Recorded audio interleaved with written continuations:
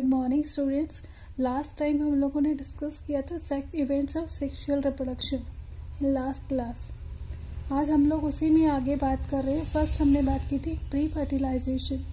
Pre fertilisation में हमने बात की थी cell division during gamete formation. वो प्रोसेस हम कंप्लीट कर चुके थे। अब हम बात करेंगे gamete transfer. What do you mean by gamete transfer?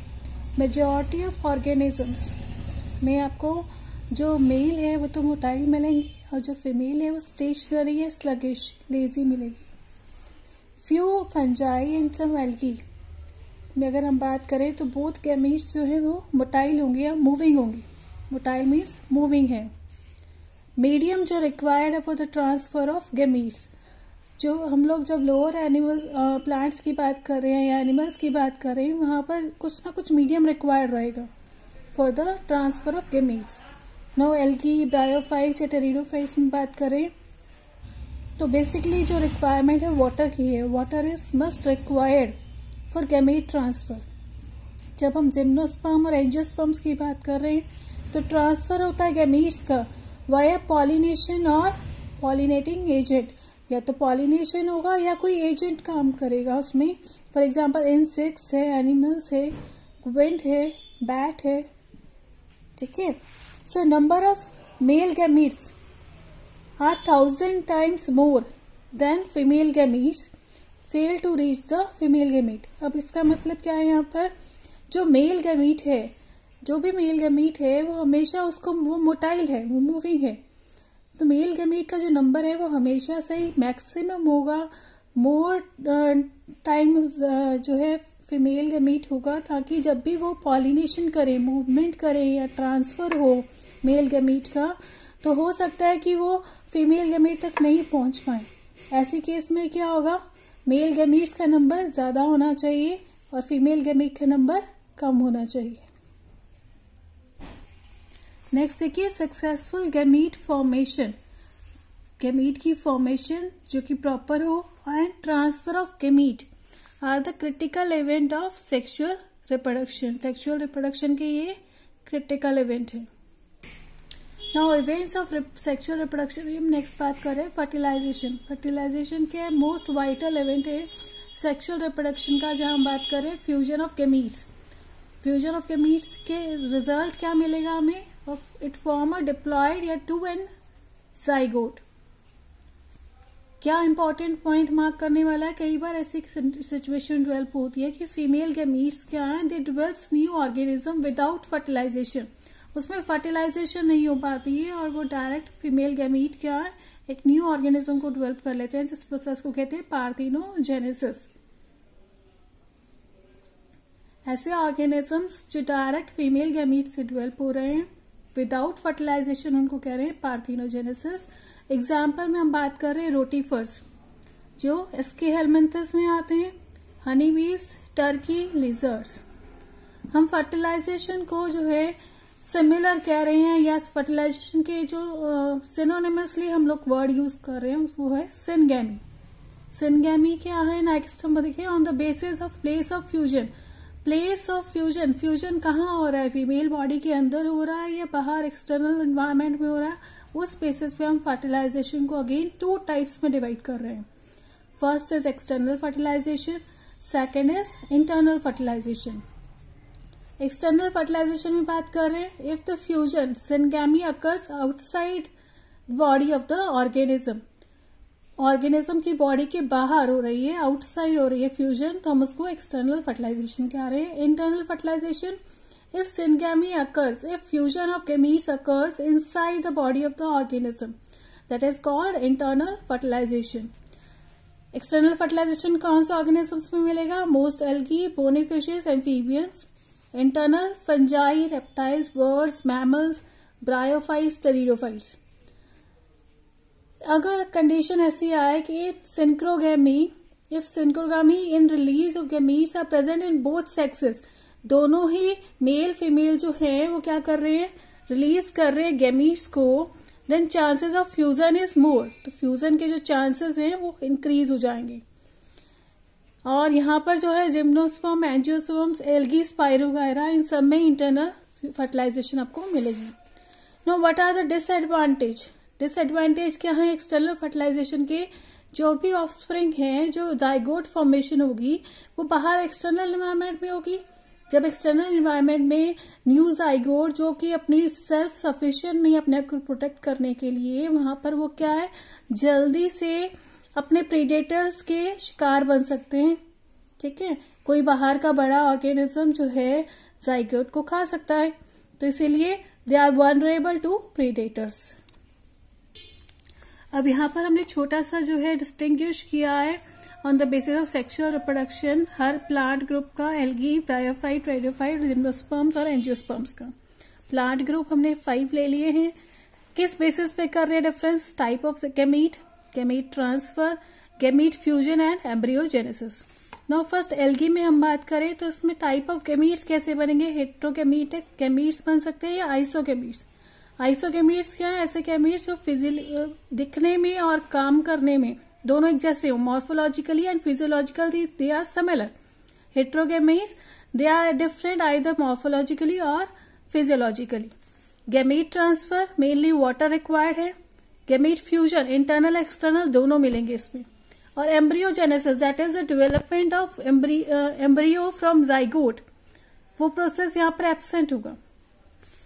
Bryophytes की हम बात करें तो यहाँ पर हेट्रोगैमीट्स हैं, that is two gametes are different from each other morphologically either physiologically.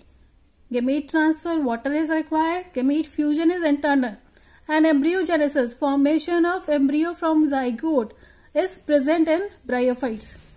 हम टेरिडोफाइट्स की बात कर लें। टेरिडोफाइट्स में type of gamete is heterogametes, gamete transfer water is required, internal gametic fusion is there and embryogenesis is present. Gymnosperm type of gamete heterogametes, gamete transfer through pollen form में जो gametes हैं mail gametes वो transfer करेंगे through air. gametic fusion जो है internal and embryogenesis is present. Angiosperm heterogametic type of gametes, gamete transfer is through water, air, insects, birds. Fusion is internal, fertilization is internal, and embryogenesis is present. Next, we will see difference between zoospore and zygote. Now, zoospore और zygote के बीच में important है difference क्या है? zoospore एक asexual structure है, ये haploid और diploid दोनों हो सकता है, and usually naked है और हमेशा मोटाइल ही होगा।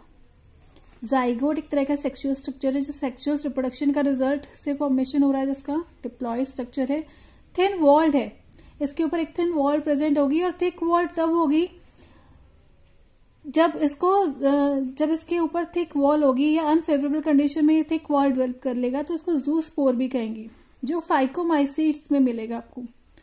मे बी मोटाइल और नॉन मोटाइल, डिपेंड करता है कौन सी क्लास में हम इसको स्टडी कर रहे हैं। किसी जगह पर ये मोटाइल भी मिलेगा, किसी जगह पर नॉन मोटाइल भी मिलेगा।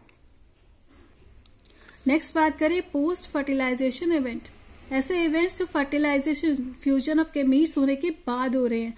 Event in sexual reproduction after the formation of zygote, zygote की फॉर्मेशन के बाद हो रहे हैं, फ्यूजन ऑफ गैमीट के बाद होंगे। जाइगोट जो है फर्स्ट सेल है जो डिप्लॉयड है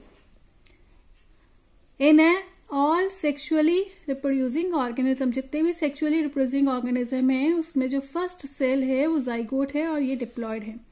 if zygote is formed in external medium, अगर एक्सटर्नल मीडियम में हो रहा है फॉर्म, वाटर में फॉर्म हो रहा है तो उसको एक्सटर्नल फर्टिलाइजेशन का रिजल्ट है वो। अगर zygote with in the organism body form होगा तो उसको इंटरनल फर्टिलाइजेशन कहेंगे हम लोग। जाइगोट एक तरह का वाइटल लिंक है। लिंक किसके बीच में है? बिटवीन टू सक्सेसिव जनरेशन, दो सक्सेसिव जनरेशन के बीच में जब एक जनरेशन से दूसरी जनरेशन में जाएंगे तो यहां पर जो फॉर्मेशन होगा that is zygote. It ensure the continuity of species generation after generation. एक जनरेशन जो है नेक्स्ट जनरेशन में जा रही है तो डेफिनेटली वो स्पीशीज की कंटिन्यूटी की बात कर रहे हैं। In case of many algae and fungi, जब हम एल्गी और फंजाई के केसेस में बात करें, जाइगोट जो है वो थिक वॉल्ड अपने आसपास एक थिक कवरिंग बना लेगा, थिक वॉल बना लेगा, just to protect zygote from desiccation and damage, ताकि उसका जो जाइगोट है वो बहुत मिनिएचर स्ट्रक्चर है और वो डेसिकेशन उसको जो है एक्सटर्नल एनवायरनमेंट में कोई उसको नुकसान ना हो, कोई डैमेज ना हो, तो इसलिए वो अपने आसपास थिक वॉल की कवरिंग फॉर्म करेगा। जाइगोट में क्या होगा, जाइगोटिक मियोसिस होगी जिससे हेप्लॉइड स्पोर्स बनेंगे और हेप्लॉइड ऑर्गेनिज्म को वो they will give rise to haploid organism. Example है ये एल्गी का, यहाँ पर जो लाइफ साइकिल होगा वो हेप्लॉन्टिक लाइफ साइकिल होगा। हेप्लॉन्टिक लाइफ साइकिल क्यों है, हेप्लॉइड जो ये स्पोर है, हेप्लॉइड स्पोर वो एन है, जाइगोट यहाँ पर 2n था। अब ये 2n जो स्टेज है बहुत शॉर्ट ड्यूरेशन के लिए एल्गी में रहती है, उसके बाद जो सारा एल्गी का लाइफ साइकिल है वो हेप्लॉइड स्पोर के बाद हेप्लॉइड ऑर्गेनिज्म है, पूरा ऑर्गेनिज्म हेप्लॉइड रहेगा। तो हम लोग इस साइकिल को क्या बोलेंगे, हेप्लॉन्टिक लाइफ साइकिल। ऐसा लाइफ साइकिल जो हेप्लॉइड ऑर्गेनिज्म का है, हेप्लॉन्टिक लाइफ साइकिल। नेक्स्ट हम बात कर ले embryogenesis, that is process of development of embryo from zygote. एक बार फ्यूजन हो गया गैमीट्स का, जाइगोट की फॉर्मेशन हो गया, अब जाइगोट से एम्ब्रियो फॉर्मेशन के प्रोसेस को हम कहेंगे एम्ब्रियोजेनेसिस। एम्ब्रियोजेनेसिस में एम्ब्रियोजेनेसिस की बात करें तो cell division plus cell differentiation, ये दो प्रोसेस होंगे। सेल डिवीजन जो है उसमें प्रोसेस इन्वॉल्व होगा माइटोसिस, और ये इंक्रीज करेगा in the number of cells. और सेल डिफरेंशिएशन की बात करें तो एक सिंगल सेल कैसे टिश्यू, ऑर्गन सिस्टम और उसका पर्टिकुलर वर्क असाइन करेंगे, तो वो सारा प्रोसेस सेल डिफरेंशिएशन में आएगा।